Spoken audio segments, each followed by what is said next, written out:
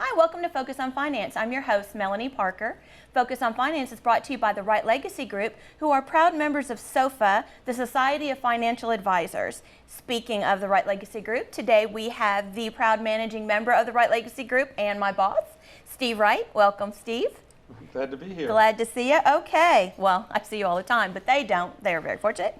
Navigating your financial waters during COVID-19. Where do you even start on such a big, broad subject? Well, I kind of like to start with what has happened Yeah. in the past and kind of give an update of what has happened along the way, and we're kind of where we are today. Gotcha. Basically. But basically, since March, let's go back to the month February. In February, we had almost 159 million Americans working, a near all-time high. Right. Okay? But because of the COVID-19 and the mandatory shutdown by the government businesses, we've had, in the past 4 months, well over 57 million people apply for unemployment benefits. That is first time. So crazy. About 1 out of every 3 people that was working in February had to apply for unemployment benefits. So that's a big chunk. Our economy, Most definitely. our economy is just completely just shut down, except for essential businesses there. So in response to that, concerning your finances, and people may have noticed in their 401k statements and brokerage statements, the stock market declined 36%. I mean, a third of your money was wiped out. And that's basically. scary to see Oh, yeah. that. Especially if you're within a year, 2 years, or 3 years of trying to retire. Right. Plans That's for not a lot of retirement. rebound time, is it? No, but I'll get to that a little bit Okay. later. Okay, the rebound Gotcha. time. So anytime we have such a drastic event like we've had, our government and political leaders are very quick to act. Sure. Okay, so what was the response by the government? They passed in March what was called the CARES Act, C-A-R-E-S, CARES Act, because they care. Sure. Okay. I certainly hope so. That act had a lot of stuff in it. Okay. But for relating to money and finances, there's a couple things here. If you were taking required minimum distributions from your retirement accounts, your IRAs, 401ks and stuff, they waived that requirement for 2020. So that if you didn't need the money to live on, you could leave it back in the account so it could grow back, have a Great. chance to grow back. So required minimum distributions were waived. This is the second time in history we've done this. In response to the 2008 crisis, they waived them in 2009 also. So that's a response everyone expected. However, many people have the bulk of their money in 401ks, IRA accounts. So they did what was called the coronavirus-related distribution, where that if you needed to take money out of your 401k, your IRA, you could take up to $100,000 out. Regardless of your age? Regardless of your age, Okay. which was a key point. Right. Normally, if you take money out of these accounts before age 59 and a half, there's a 10% early withdrawal penalty. Sure. That was waived. Wow. And they provided some tax relief, actually. If you took out, say, $30,000, you had 3 years to pay that money back, Okay. or pay taxes on it over 3 years, or you could pay it back.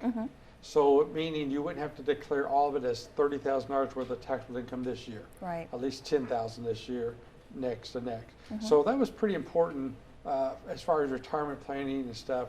You didn't take money out of your retirement accounts as a required minimum distribution, and you could take money out and keep it if you need to and spread the tax over time. Okay. It turned IRAs and 401ks into a emergency fund, Wow. which was fine. Has that ever been done before? Not particularly in No? this fashion, no. Gotcha. And they provided some relief before, but not this much. You actually could take up to $100,000 out. Wow. Yeah, and that because again, most people, their largest chunk of savings is in their retirement accounts. Okay, so but when you have 1 out of 3 individuals that was working file first-time claims on employment, cash got tight for many people. Was it an option you could draw unemployment or go to your 401k, or could you do both? Oh, you do both. Wow. There's separate issues in this case. Gotcha. Yeah, that's good. Interesting. Yeah. So this all kind of came down in March. Our normal tax filing day is April 15th every year. Right. Okay. So the Treasury and stuff delayed that. July 15th was the date now to file your taxes for last year. That has since passed. However, like any quote normal year, you could file an extension and have to October 15th to wrap up your taxes and such for 2019. Right. So many individuals filed an extension and will be wrapping up the taxes over the next couple of months and all. Gotcha. So the push back the tax date was pretty important because everything was shut down in April. Yes. You couldn't get the CPAs, you couldn't get the tax preparers and things of that nature. That makes perfect sense. Yeah. I'm glad they did that. Well, that's good. Yeah.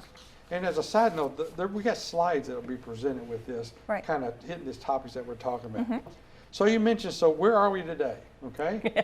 Okay. Where are we today? Actually, pretty good. Of the 52 million or so that did first-time claims on unemployment, 36 million are back at work. That's awesome. 69% Mhm. already have gone back to work. Mm-hmm.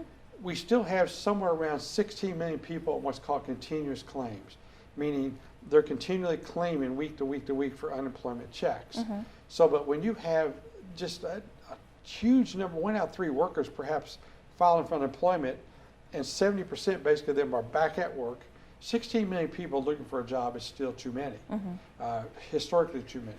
However, in the past month of July, online job postings jumped to 7 million. Okay? Right. So help wanted signs are back out. Things are there. Businesses are trying to open up. Now we've had a little slowdown in some business openings because of some resurfacing of the Sure. virus Social stuff. distancing is a powerful thing. Yeah. And stuff. But the good news is employers are wanting to hire back, Yes. and people are wanting to work. Mm-hmm. And so to have such a quick rebound back in the job force is pretty strong. Right. Now, the unemployment rate is still probably going to be around 10, 11% for the month of July, but consider where we were, Right. that's pretty strong. Do you think that maybe part of that might be because some folks are drawing a lofty check compared to what they were earning before? Yes, that was part of the relief in that package, extra $600 a month from the federal government on top of your state unemployment, $2,400 a month. 2/3 of the people of this 16 million still drawing unemployment. 2/3 of them are making more not working than working. Right. And about a fourth is making twice as much. Yeah, Now, that's tough. as we record this the first part of August, that $600 a week has expired, but there's still ongoing negotiations in Washington D.C. about extending it at some level or not. So July 31st was the end of that? Yeah, Gotcha. end of that. Anyone that had checks due last week, that was the last $600 they would have gotten. Okay. Unless they do something retroactive. So this is still in flux as far as this here. But still, a lot of people, have done really well.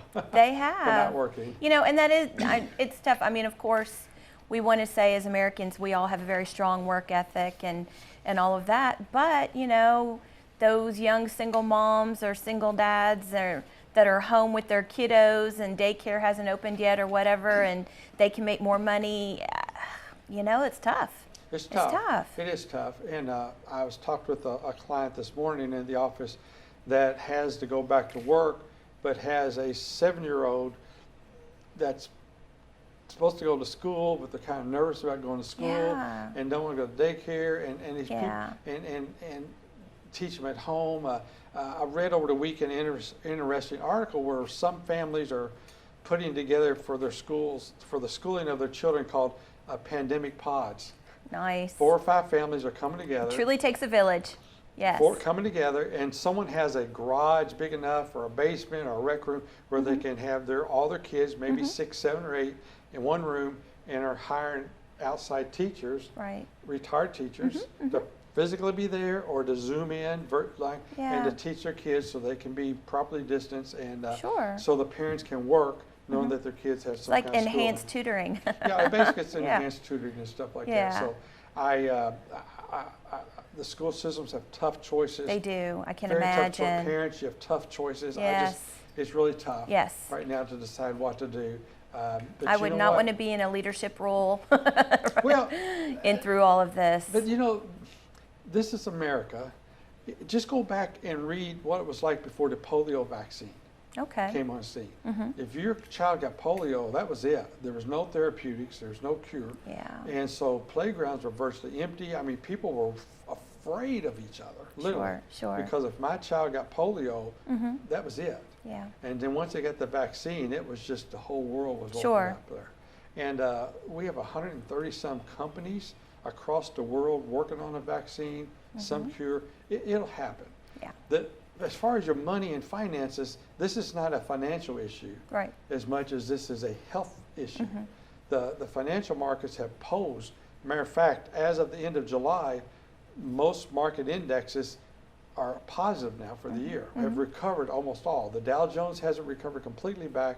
The NASDAQ is way ahead for the year, the S&P 500. So when you get your statements in July, most of you will see your accounts have bounced back pretty significantly. Good. So this is not a financial issue when it comes to money. Right. This is a health issue. And a human issue, Well, you know, on so many levels. Yeah. Yeah, it is a human, and because of the toil of people not being used to being isolated, alone. We're social creatures. We are. We want to get together and see friends and Yes. have backyard barbecues. Hold and those stuff. grandbabies Yep. and do all of those And things. so there's an aspect of this that is not calculable, I guess, at this time. Sure.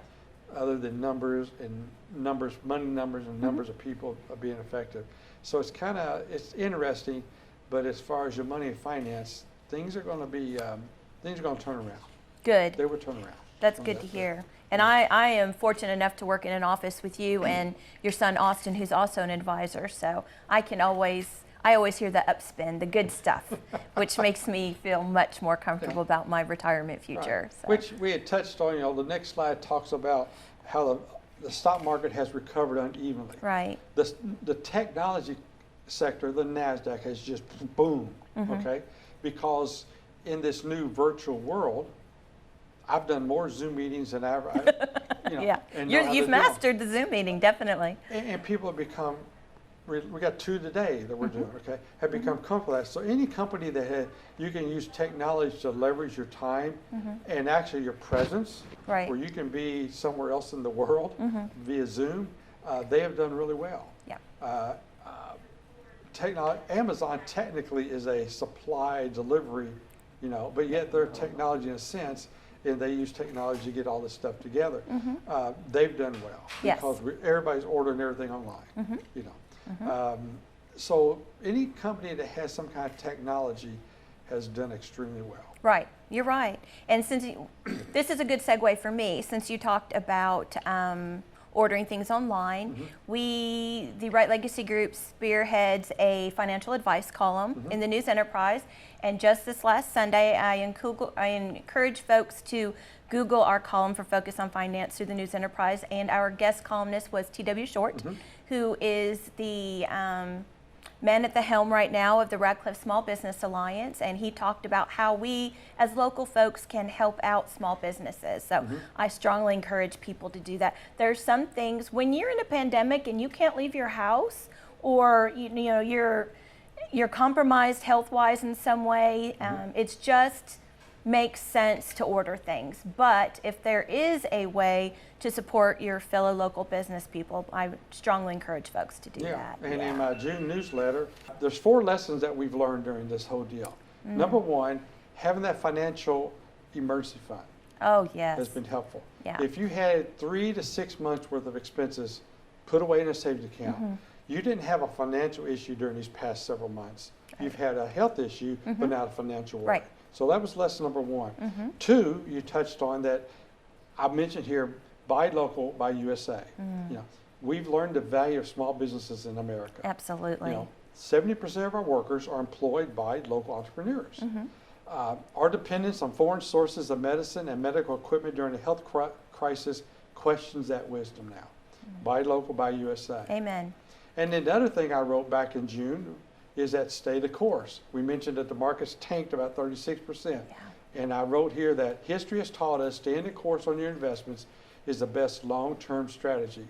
You're investing for your lifetime, not in response to a 3 or 4 month health crisis. Right, and that's scary. I think that folks, maybe when they see things dropping, there's that knee-jerk reaction to take action.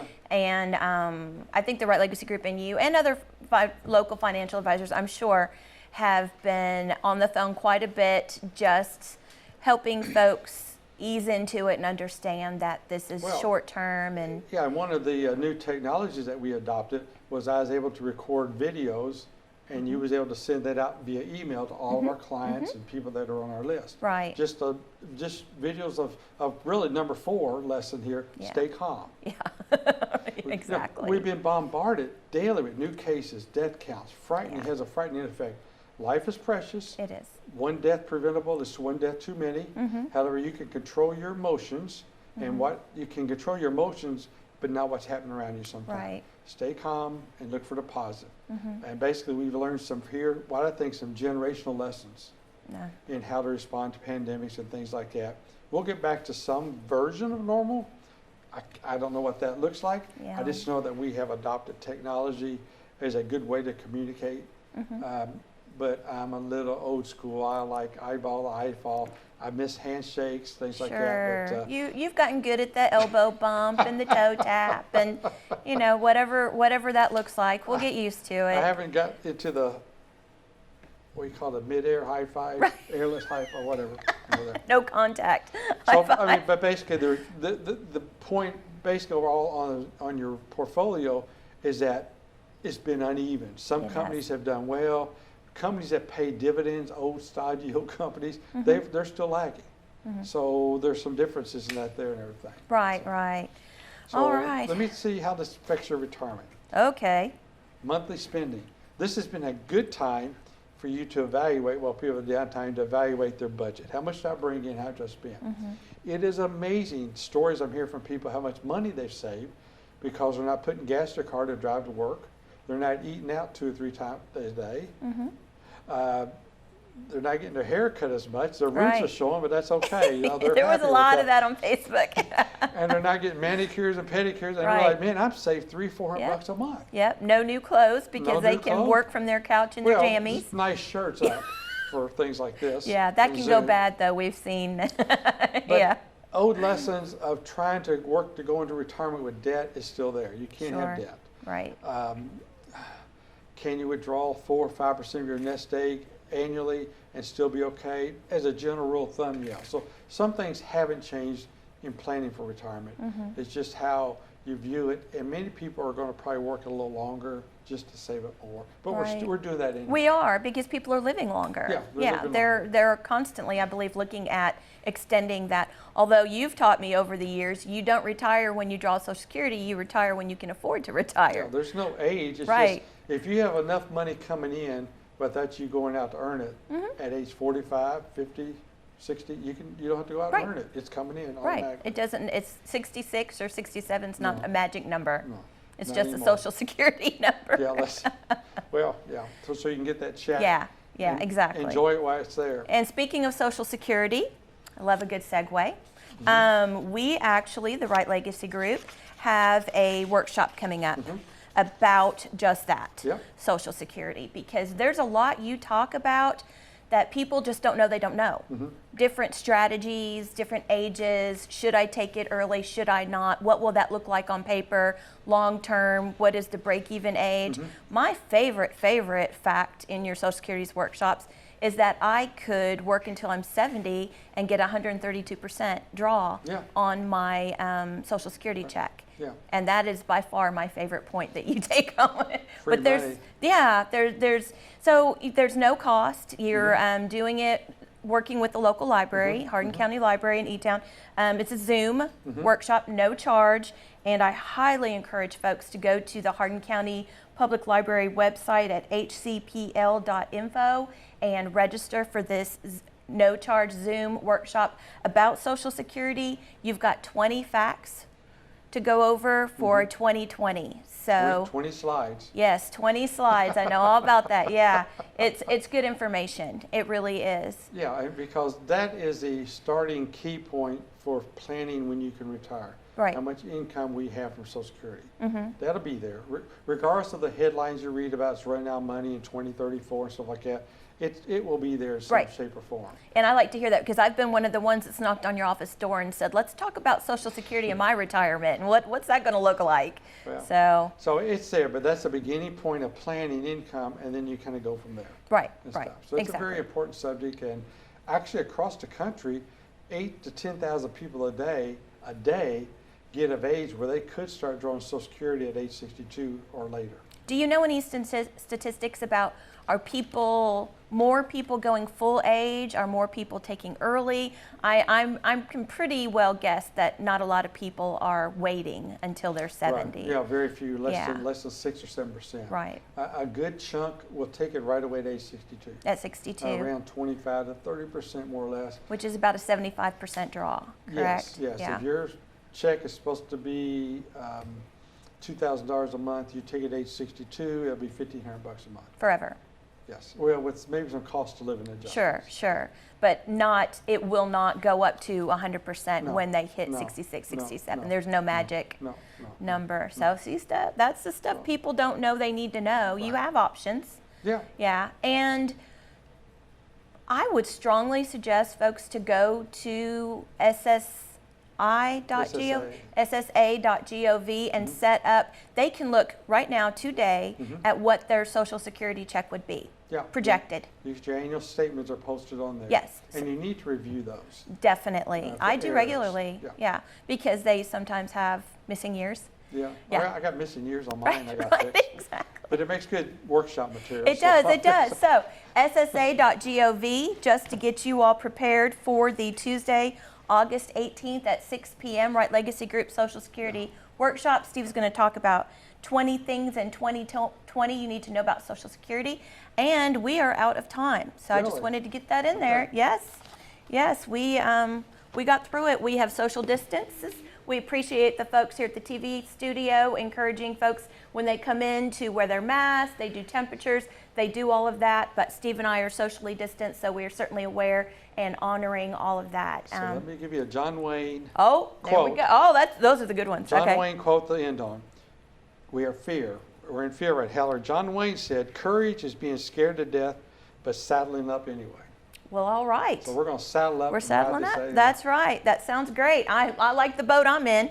Thank you, Steve. Appreciate your time. All right. We'll get back to the office and see some more clients. All right. All right. Thank you all for your time, and we'll see you next month. So our goal in this short presentation is to outline the major changes that have happened across our economy and our lives, basically, in response to the COVID-19 and how that may affect your retirement planning. So here's where we've been. In the last 3 months, current numbers as of today, 47 million Americans have lost their jobs. That's a large, large number. And in response to this failing economy, the stock market has declined nearly 36%. And so whenever markets crash or there's a crisis, our U.S. government responds in many different ways. On March, they passed what was called the CARES Act, the Coronavirus Aid, Relief, and Economic Security Act, called the CARES Act. And if you are already retired or near retirement age, what it did is that for this year, 2020, any required minimum distributions you may have had were waived, meaning that you do not have to take any RMDs out of your retirement accounts, count it as income, and pay tax on it.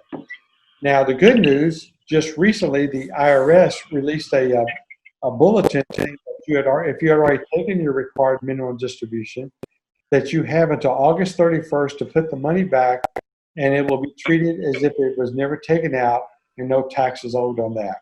So if you've taken it out, you got up to August 31st to put it back in, and there's no issue there whatsoever.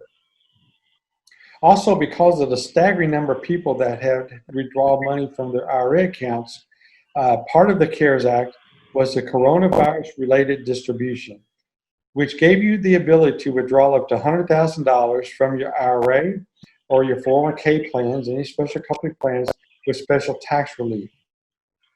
First, to qualify, you had to have been affected by the COVID-19, meaning you lost your job, you had to stay home to take care of an elderly parent or relative that was sick, you got the virus yourself, you couldn't basically work because no child care was available. There's a list of items that had to be related in order to qualify you for this special tax relief.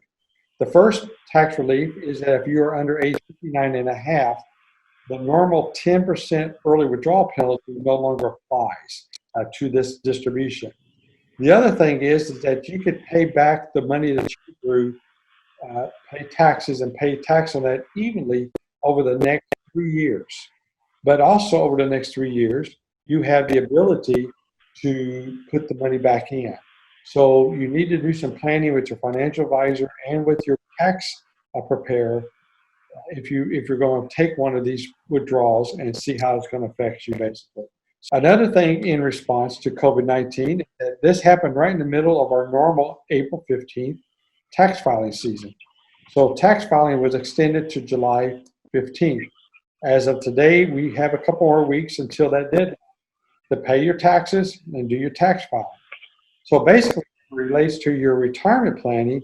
You now have to July 15th to still put money into your IRAs, your Roth IRAs, your health savings accounts, your Archer medical savings accounts, and your Coverdell educational savings accounts for 2019. Meaning you have 6.5 months into this tax year to get some credit for contributions for last year.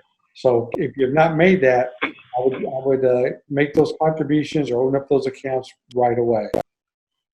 So here's where we are today in the update. Things are improving somewhat. Of the 47 million people who lost their jobs, were unemployed, and filed for unemployment claims, 25 of the 47, or 53%, are back to work. What's kind of not really good news in a way or not, is how the stock market has recovered. Initially, it just crashed. No one was safe basically hardly. Everything got taken down around 30% or more in some cases. But over the past several months, the tech companies, the NASDAQ 100, it has set 21 new record highs. And the big tech companies are up around 13%. I mean, positive for the year, 13%. However, large companies that are basically in the Dow Jones, they're still down about 6 to 8%. And small and mid-sized companies are still negative for the year. They're still down anywhere from 5 to 10%. So basically, how does all of this affect your retirement and your planning for retirement if you're not already retired? Well, the basic premises of when you can retire and at what level you can retire has really never changed. Now, if you take 4% of your nest egg, that gives you a fairly predictable, reliable amount of money you know that you'll have to retire. You can call us 270-723-0333, just on the website. I did just finish up the June newsletter where I summarized what happened and 4 lessons that we learned from it. Our July newsletter is fixing to go out pretty soon, and we'll be glad to get you a copy of that also.